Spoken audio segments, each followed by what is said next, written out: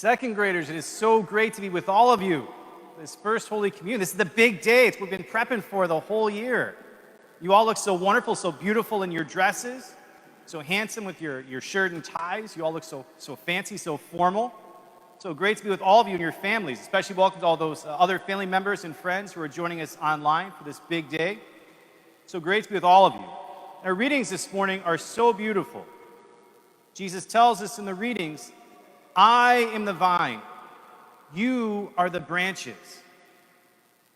Remain in me, stay connected to me, so that you can be fruitful in your lives. You can share my love, my mercy, my grace, my blessings with all those around you, your families, your friends, your other relationships. So my second graders, how do we stay connected to Jesus? What are some things we can do in our life to remain in Jesus' love, to stay connected to him? Especially looking at those second graders here in the front section, because I'm live streaming, so I can't go walking all over the church like a normal school masses. Otherwise, the cameraman will get upset. So don't be shy. Don't be nervous. Don't overthink it. There we go, a brave hand. Going past the camera just for a second. What do you think? Be kind to others, right? That's Jesus' golden rule. Treat others the way that you want to be treated. Jesus is very big in that second reading about following the commandments. Think about how you treat one another. If you're to be my disciples, my witnesses to the world, then we need to act like Jesus. We need to show that kindness, that compassion, that love. How else can we stay connected? Very nice. Invite others to play with you, right? Help create communion. Jesus was all about going around, bringing people into relationships, into communion with others, especially those he saw as outcasts, those living on the margins. Jesus goes to them and invites them in to be part of the group. Excellent. How else do we stay connected to Jesus? There are some very obvious ones today. Don't overthink. All right, cameraman, I'm going long too. I'll be back, everybody. Don't worry, I've got 2 vaccines in me. Don't worry about the mask thing. Here we go. What? That is a very big one. Don't kill. That is very important. Don't hurt people. Very good. Absolutely. We do not want to kill people or hurt people. That's a big one on the list. That's one of the most important ones on that list. Glad we covered that base. Didn't leave that one uncovered. All right, we got some more.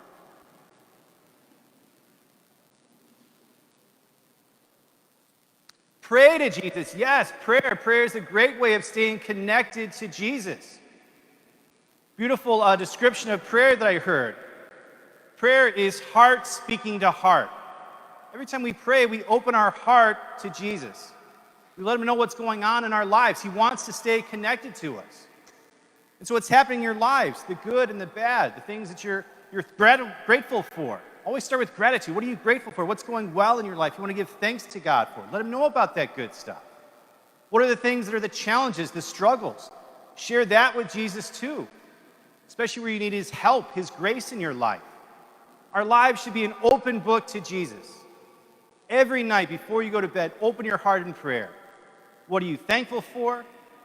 What went well? What are the struggles? And where do you need to see Jesus, especially tomorrow in your life? Always make that time for prayer each and every day. Because if we're friends, but we never talk to each other, are we going to stay friends long? No, right? Prayer is essential to that relationship, staying connected to Jesus.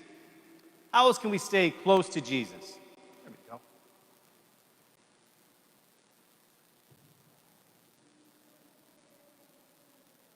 That's an important one. Nobody's better than somebody else, right? We're all equal in Jesus' eyes.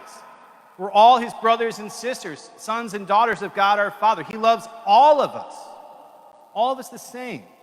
He wants us to look at each other with that same sort of love too. There's another brave hand. Yes, thank you. The gold star, First Communion, receiving Jesus in the Eucharist, right? That's why we're all here today. No more coming up like this, no more blessings for you guys. You get the real deal today. Staying connected to Jesus in the Eucharist, that's the best way we can stay close to Jesus. Because Catholics, we believe that this really is Jesus that we encounter. That a miracle happens at every single Mass. That Jesus takes ordinary bread, ordinary wine, through this very ordinary guy, and transforms it into his body and blood, soul divinity, that Jesus becomes present on this altar. That is the most beautiful and intimate encounter with Jesus. He enters into our very selves. He wants to be that close to us, of heart speaking to heart. He wants to come into our lives, know everything that's going on with us. And so the whole reason I'm a priest is to make this encounter happen. And that's why I say this honestly, with absolute truth and sincerity. Today is my favorite day out of the entire year because it is so awesome to have the privilege of giving people Jesus in the Eucharist for the very first time. To be able to be there, to be present, to make that intimate encounter happen with Jesus as you open your hearts to him in this radically new way. And that's why it's so awesome that all of us are gathered here today. For all of us to receive Jesus in the Eucharist. To know that he's entering into my life because he loves me that much. That he humbles himself so extraordinarily to come to us in this way. To make sure that all of us know that none of us are alone. Whatever is going on in your life, especially adults, any crosses, any struggles that you're having right now, Jesus comes to you today too.